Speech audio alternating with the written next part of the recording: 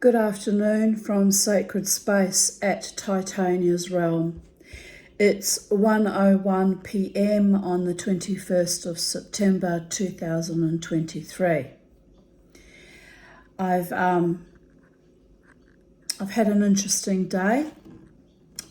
Yesterday I was extremely unwell, and I had my debrief with my worthy and honourable and decent and caring psychiatrist, a consultant psychiatrist who specialises in, I'm one of his few adult patients. He actually specialises in paediatric trauma associated with children who have survived sexual abuse.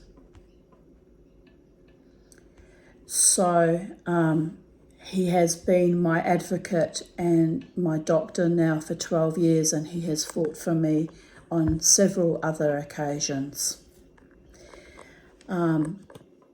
So here is the situation now. Yesterday I was extremely unwell.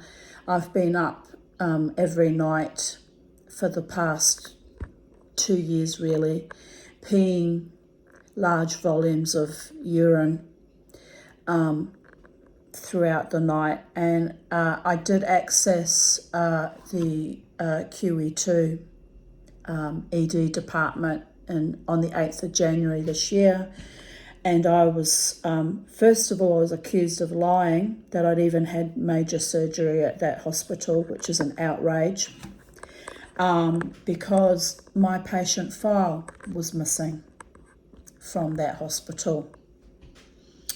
The doctor that saw me said he could not give me appropriate treatment for my bladder because he couldn't cross-reference any urology reports, which I knew back then was tantamount to killing me, because without proper treatment, my bladder's not going to heal, is it? And it's already scraped together by a Johnson & Johnson TVT tape, for which there is a class action still waiting to be finalised for settlement, by the way, of patients that have been severely damaged and harmed by that. I went into that class action more in support of the women who were so severely damaged that they are confined to wheelchairs now, can't have normal sexual relations, and have things like colostomy bags and live daily with chronic pain. So those women deserve full compassion, full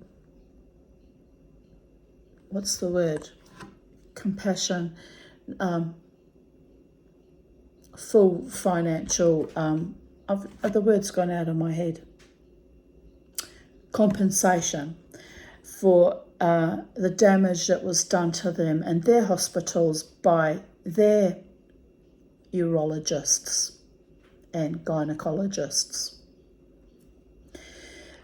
So the situation at hand is my worthy psychiatrist, who values me as a human being and as his patient, suggested that I approach a medical surgery at Red Hill, because they have mostly female doctors who he said were very good to his mother when she was dying of her illness. I believe she had cancer. I'm not sure what specific kind, but anyway, he said they were very good to his mother, and he thought that they would be willing to assist me with my current illness, which has now been going on now for quite some years, left untreated. So after I had my debrief with him yesterday, he suggested I call them and make an appointment. And he stated, and this is highly unusual, that he was willing to pay for the treatment, for the consultation, because those doctors don't bulk bill. In fact, very few doctors these days bulk bill, which is tantamount to murdering people like me who are on disability pensions and haven't been treated with any decency and basic respect and honour in the QE2 hospital, for example. And also there was a massive fight when I had my gallbladder surgery in the PA hospital due to lewd comments made at pre-admission, which triggered me immensely, given my background of surviving sexual abuse as a child. So this malfeasance is the gift that keeps giving, doesn't it? It's like the domino effect. It just keeps falling and falling and falling. And the powers that be, our Queensland medical system, regulatory bodies, under the auspices of Queen Anastasia Palaszczuk and Yvette Darth, and whoever the current and previous Chief Medical Officer, know that they are denying proper medical treatment to those of us who are marginalised and poor, existing on disability pensions in the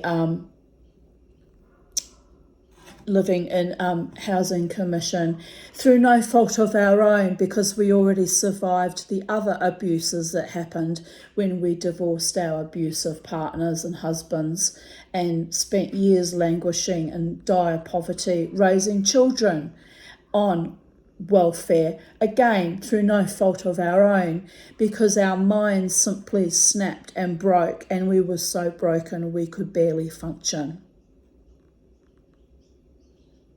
And now I am vilified and denied appropriate medical treatment with a serious medical condition that was actually caused by installing in the first place the TVT tape into my body, knowing that it causes autoimmune diseases and that it will ultimately fail, as the polite British doctor who fought me like a British bulldog in January admitted to me. He actually saw my situation was dire and precarious and spiralling into my own death, that my treatment is compromised by my medical file disappearing. He actually said to me, that alien thing implanted in you is not going to get better, Tanya. He sent me home to die with the implicit knowledge that I will die from this, knowing that I can't access proper treatment. And I accepted it at the time because I've been so ill, and I am so well aware of the whole COVID epoch and how the entire medical system has now been subverted by admin staff. For example, why I rejected any further colonoscopies, at great risk of developing bowel cancer, by the way, because of the abuse I encountered, again by admin staff, at the QE2 reception when I fronted up for my last colonoscopy, which I then declared would be the last colonoscopy they will ever do on me. My words were written on the Australian Post envelope for all the world to see. I will not be proctorised by this hospital ever again. Not for the insulting, abusive, draconian, awful behaviour that occurred at that time at that hospital, when they actually called security on me for actually questioning about why I was not being served properly and treated like a normal human being. And as Dr. Colin Coughlin, I'm not sure how to pronounce his name, said at the QE2, he said, they don't even throw out the patient records of pedophiles and serial killers, but they've thrown yours out, Tanya. And we know why, don't we? Because it's tantamount to murdering me. First, they deny you your existence on planet Earth via the bureaucratic machinery, and then they actively, overtly murder you. That was the playbook in Nazi Germany in 1933 till 1945. And how I know this is my parents, my My mother, my German mother, survived Nazi Germany in Hamburg, and my stepfather, who, although a pedophile, predated on me throughout my childhood, was also a survivor of Mittelbau-Dora. So those parents knew well how governments will sell their own citizens to their own death, quite willingly at the stroke of a bureaucratic pen. So today, I was told by the practice manager at the surgery in Red Hill that she would return my call, let me know when they were going to make an appointment, hopefully for tomorrow, meaning today. And I heard nothing. And I knew when I heard nothing that something was terribly, terribly wrong. So I rang the practice and I said, did you get to speak to my psychiatrist who's willing to pay for my treatment? And her response was that he should have returned a call to me, that they are not willing to facilitate this, meaning my consultation with one of their female GPs. She said they were not willing to open up their books for a new patient, and that they were extremely busy, and that my doctor, my psychiatrist, should have returned the call to me. I said, no, he should not have, because he is a busy consultant psychiatrist with many other patients on his books. It's not the job of a psychiatrist to do the admin role of these so-called practice managers, who herself said she would get back to me. It is completely obfuscation of roles and malfeasance to behave in such a dreadful, draconian way. It is evil, and it is tantamount to murder or manslaughter, because I will die of this bladder issue if it is not rectified in the very near future. So I rang my doctor back, my psychiatrist back, and I told him the situation, and he agreed with me that he was determined to seek out a female urologist and pay for my consultation, because he is determined to keep me alive. And I have complete trust in his goodwill and his determination to keep me alive, because he has been my doctor for, as I said, over 12 years now. We're into the 13th year. And he has supported me all along with this declension of the medical system here in Queensland, and no doubt throughout Australia.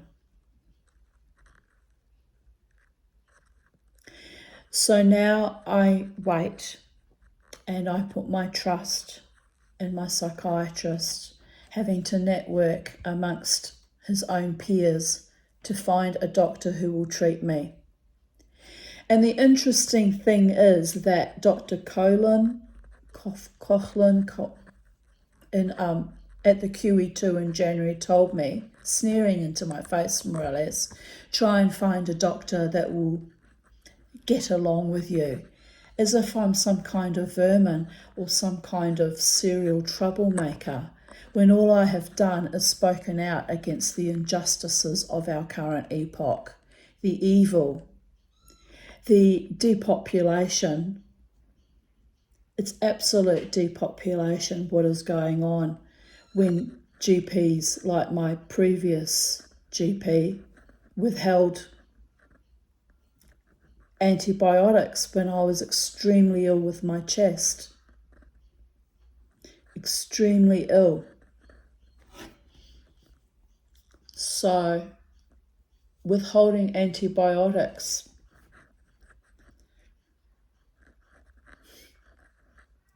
also an outrage.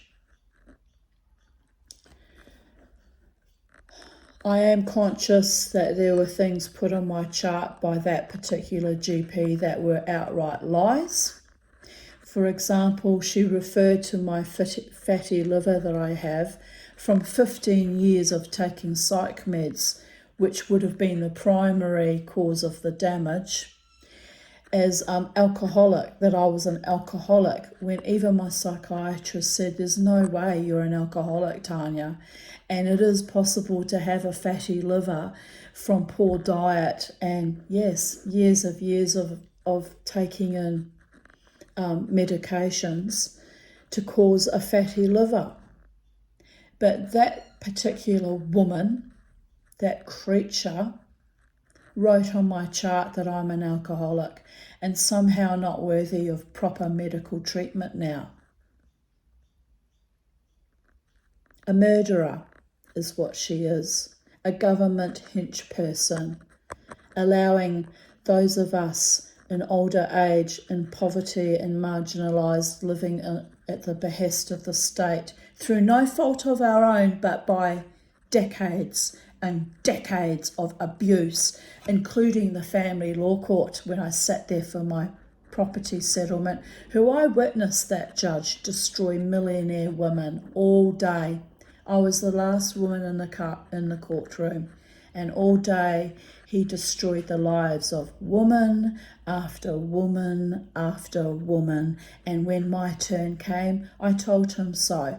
And he literally, his wig slipped sideways and he sort of shook himself and realised that I was completely right and completely righteously furious, and offered to go for disclosure, knowing that I couldn't afford any further legal wranglings with that horrendous, evil, perverted divorce.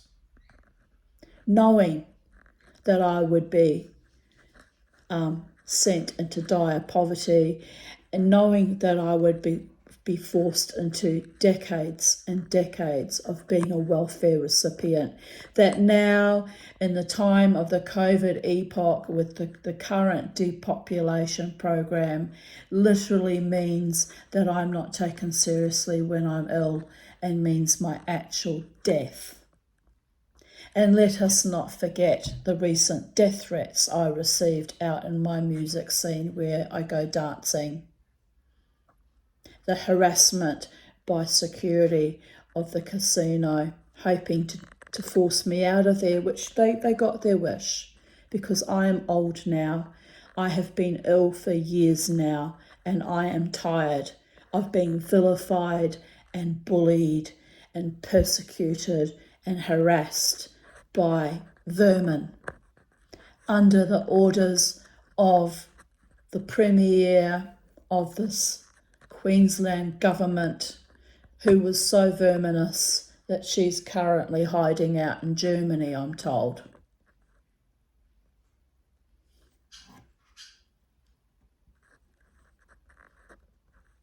So if and when I die, because we all die, people, death is absolutely a given, it will be primarily because of the obfuscation of roles of Queensland GPs and the hierarchy in Queensland, in the Queensland medical system. That they refuse to accept my psychiatrist being willing to pay for my treatment means that they are denying me medical care. It means they are actively murdering me. And here I've been lying very quietly low for the last 9 months with this flagging bladder, fully expecting that I would die in my sleep one night. Well, I haven't, have I? To the great disappointment of Anastasia Palaszczuk and her other little minions.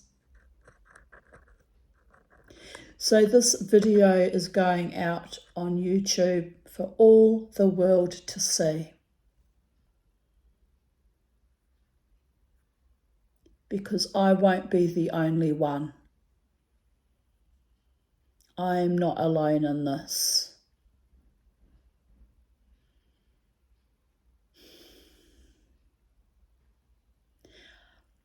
I'm 58 years old.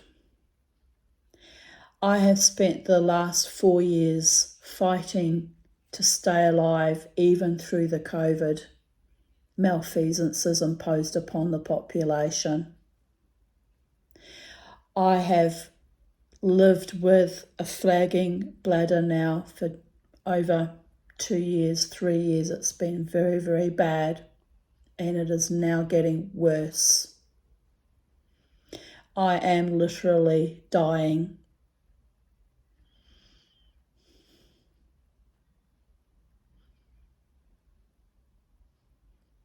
And not by choice, which is ironic given my long history of complex PTSD and my long history of suicidal ideation. I am not dying by choice. I am dying because I am unable to access proper medical treatment and unable to afford it. And when my own consultant psychiatrist goes into bat for me, they reject even his money. It's completely evil what is going on. Completely evil, anti-humanist, and destructive. So,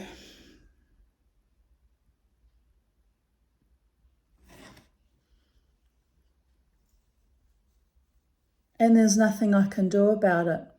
If the consultant, if the GPs, and if the only female urologist that might be able to treat me reject treating me, then I will know that I am being effectively murdered.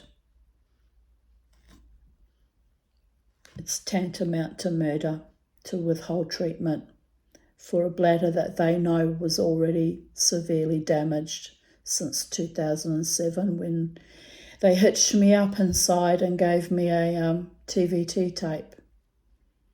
It's been a ticking time bomb ever since then, and I have done well to survive it this long. That is the reality, people. So the fact that an admin staff member, a practice manager, could give me attitude about my psychiatrist being willing to support me, and actually was obnoxious and rude to him as well, it's unheard of. It's unprecedented. The last time admin staff, as in SA officers, outranked doctors and medical personnel was in Nazi Germany, 1933 to 1945, during the Reich. And this is where we are at now. The same playbook. Uneducated, certificate 5, or they might have a diploma or a degree in admin. I mean, they may not be completely uneducated, but certainly not of the same caliber as a consultant psychiatrist, trying to outrank him when he is desperately trying to keep one of his patients, aka me, alive. And as he stated to me, he has actually had to pay for other patients of his to access the private medical system because they were also maltreated. This is an outrage. It's an outrage that our specialists are having to advocate, and not just advocate, but fight with their own money for our very survival. And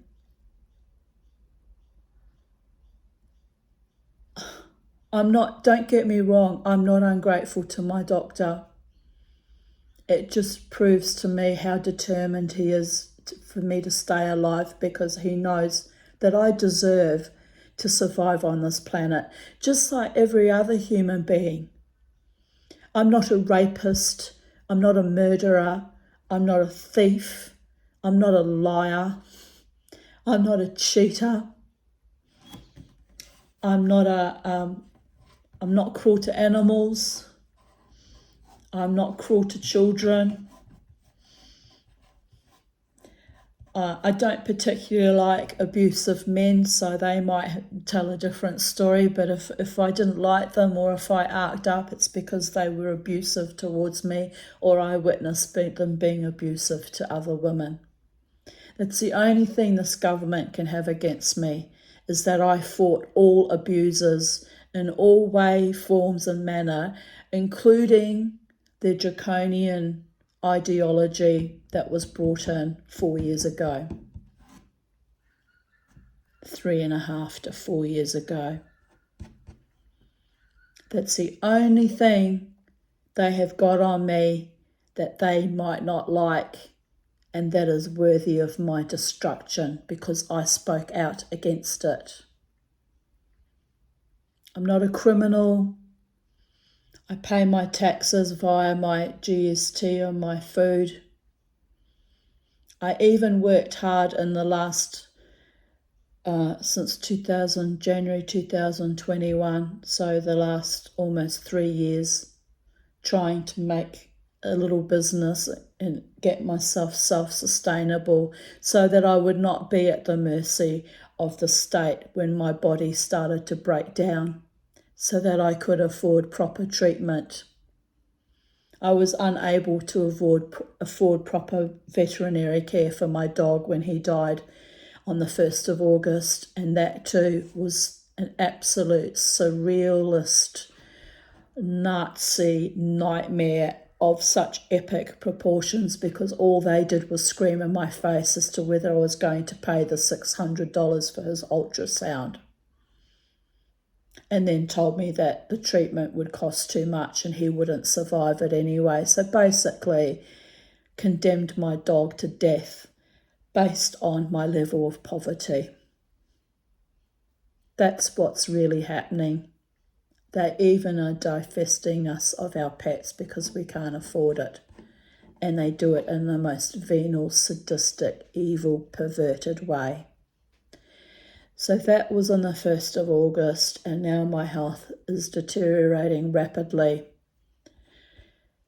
But this problem has been extant. As I said, I presented to ED on the 8th of January. So this is not an accident, people. This is a deliberate medical neglect and targeting of me as an individual for speaking out. And I didn't speak out when I was a little girl being abused in my family home because I was told I would be murdered if I did.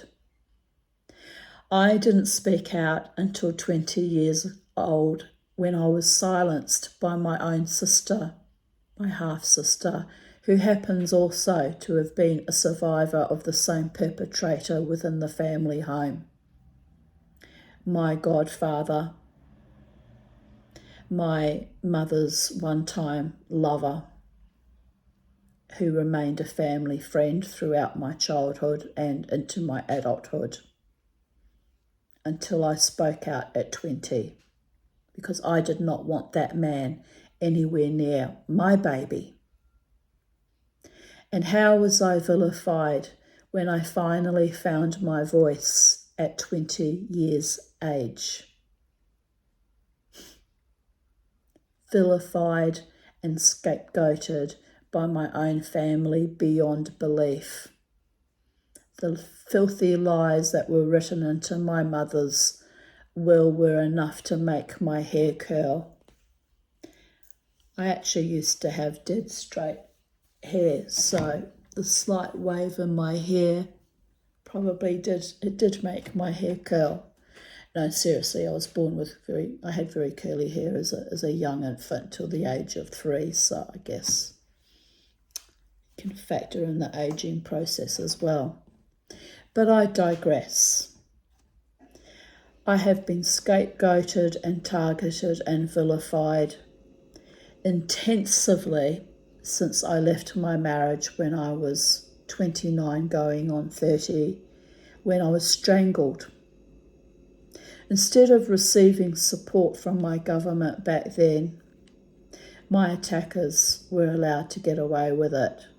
Attackers times 3, because there were 2 other strangulations. Ergo, my health was compromised and I developed sleep apnea, which in turn, like the flipping dominoes, has impacted over the years my bladder, because when you don't sleep enough, it has an effect on your bladder. I don't understand the mechanics behind it, but that's part of the problem.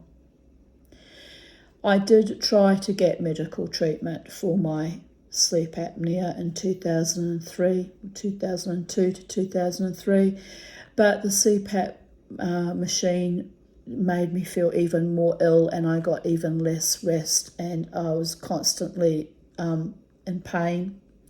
So I rejected it after trialling it for 10 months. And now doctors tell me doctors at the QE2 tell me, find a doctor you can get along with. I have a doctor that I get along with, my psychiatrist, who is one of the only decent human beings in my life, one of the few rare and decent men in my life, who is fighting for me daily, knowing that I am dying.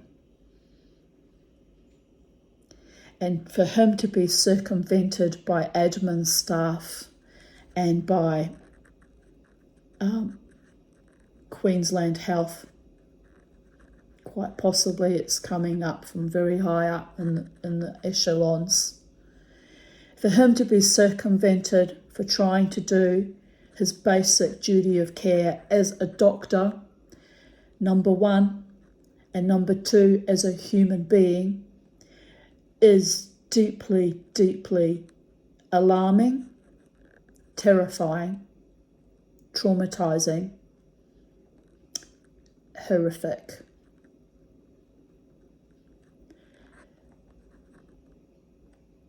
But I will wait.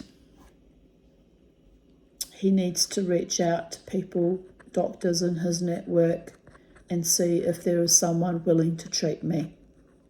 Someone willing to do the decent, honourable, basic thing to keep me alive so that I might enjoy, another 10, 20, potentially 30 years. My evil, filthy, pedophile, enabling father lived to 89, and my evil, filthy, pedophile, enabling mother lived to 83. And even though my lungs are shot to pieces, and my bladder's shot to pieces, and my liver frequently aches, and I have chronic bowel issues, I have fought every day of my life to be alive in this moment in time at 58 years and 5 months and 9 days. Had to think about it. 5 months and 9 days. I have fought every single second and moment of my day against my own suicidal ideation at times when I have been so ill and or under such pernicious, constant, chronic vilification and attack, both online and in real world, for decades. So I see no reason why I should not be allowed by the state of Queensland and the federal government of Australia to live another 10, 20, 30 years if I'm able to access correct and timely treatment in my now dire and desperate state, physical state. There is no reason why I am any less deserving of being kept alive than everyone else. I've contributed to this country by fighting for human rights online. I have contributed to this country in taxes. I have contributed to this country in raising 2 adult daughters who also contribute via their taxes. I have contributed by dancing wildly, even in very poor health, quite often in very poor health indeed.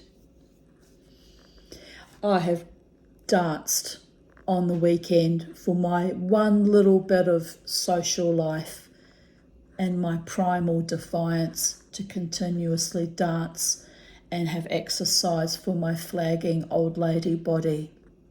I danced in that scene.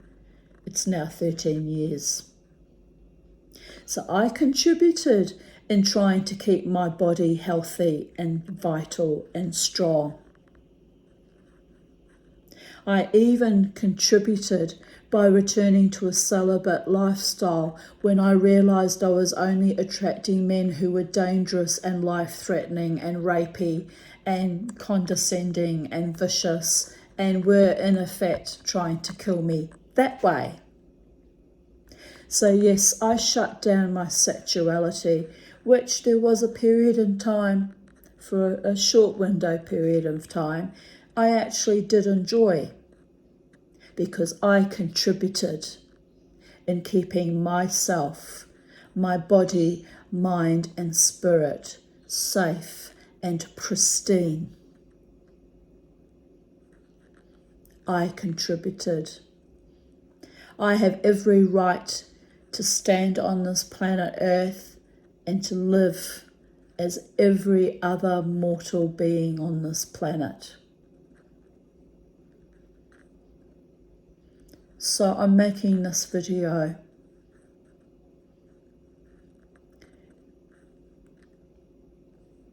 to inform you all across the world. This is what we have now. My doctor being invalidated by admin staff of a practice. A doctor who is trying to keep me alive. It's an outrage what is going on. And no, I will not be silenced. I've been silenced. I was silenced enough. 20 or 30 years, silently shuffling along on heavy psych meds, trying to survive my then reality, which was utterly horrific, by the way. Stuff that many other women have not survived.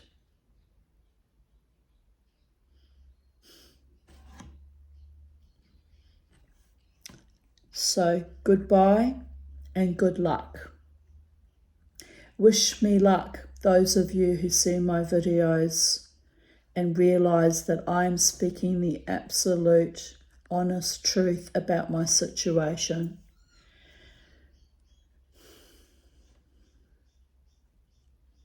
Those of you who are willing to fight for me high up in the echelons of our government to make sure I get proper medical treatment. I value and appreciate and cherish you.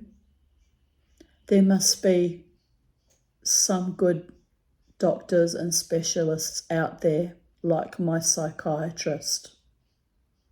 We can't be the only ones left who have honour and integrity and human decency. Please God, let us not be the only ones left. Goodbye for today. Much love and blessings, as always, from Sacred Space.